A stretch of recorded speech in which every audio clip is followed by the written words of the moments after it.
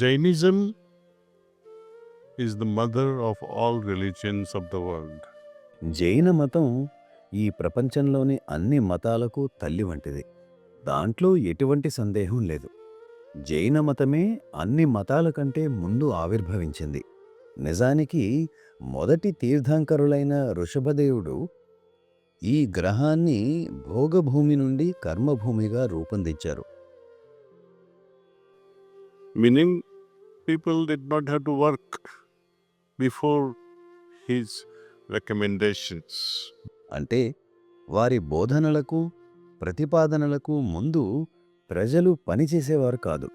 వారే ప్రపంచానికి వ్యవసాయం ఎలా చేయాలో మొదటి నేర్పించారు.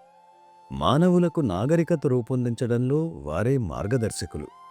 తద్వారా సమాజంలో మానవ ప్రయత్నం ద్వారా ఉత్పాదకత పెరగటం, అలాగే ఆహార లభ్యతకై కేవలం ప్రకృతి మీద ఆధారపడకుండా మానవ ప్రయత్నం ద్వారా పెంపొందించడం జరిగింది. It was his research, especially వారి పరిశోధనల ఫలితమే మరీ ముఖ్యంగా ఆధ్యాత్మిక రంగంలో వారు ఈ ప్రాణాహుతి ప్రసార పద్ధతికి ఆద్యులు. నేను మాట్లాడుతున్న ఈ ప్రాణాహుతి అంటే ఏమిటి? Rishabhji asks fundamental question. వృషభదేవులు ఒక ప్రాథమిక ప్రశ్న వేస్తారు. ఈ ఆత్మను పోషించడం ఎలా? మీ ప్రాణాన్ని పోషించడం ఎలా అని. దానికి వారే సమాధానం కూడా ఇస్తారు. ఇది కేనోపనిషత్తులో కూడా ప్రస్తావించబడింది. కేనోపనిషత్తులోని 2వ శ్లోకం అంతా దాని గురించే ఉంటుంది. Just what I have repeated just now, ki నేనిప్పుడు చెప్పినట్లుగా శరీరానికి పోషణ కావాలి. మనసుకు దాని స్థాయికి తగినట్లు విషయ సమృద్ధి అవసరం. వారు తమ సంకల్ప శక్తితో తమ వద్దకు వచ్చిన వారికి దానిని ప్రసరింపచేసేవారు. వారు ప్రాణాహుతిని ప్రసరింపచేసి వ్యక్తుల యొక్క ఆధ్యాత్మిక అవసరాలకు తగినట్లుగా పోషణ ఇచ్చేవారు. after his passing, వారు మరణించిన తరువాత ఈ జ్ఞానం మరుగున పడింది. 9వ తీర్థంకరుడైన సువిధినాథ్ మరణించిన తరువాత ఒక పెద్ద ఖాళీ ఏర్పడినట్లుగా 9వ మరియు 10వ తీర్థంకరులకు మధ్య చాలా పెద్ద కాల వ్యత్యాసం ఏర్పడింది.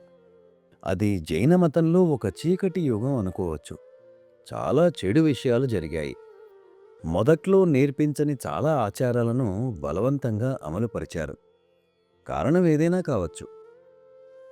కాలావసరాలకు తగినట్లుగా ఋషభదేవుడు మానవజాతికి దిశానిర్దేశం చేయడానికి గొప్ప వర్ధమాన మహావీరునిగా అవతరించారు. ఋషభదేవునికి మరియు మహావీరునికి మధ్య దాదాపు 5000 సంవత్సరాల వ్యత్యాసం. మొదటివారు చివరివారయ్యారు, చివరివారు మొదటివారయ్యారు.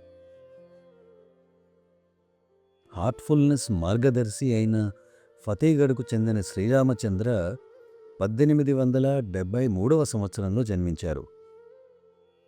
ఆయన ఈ ప్రాణాహుతి పద్ధతిని తిరిగి కనుగొని ప్రపంచానికి అందించారు. he revived it and made sure that after his passing also it can continue.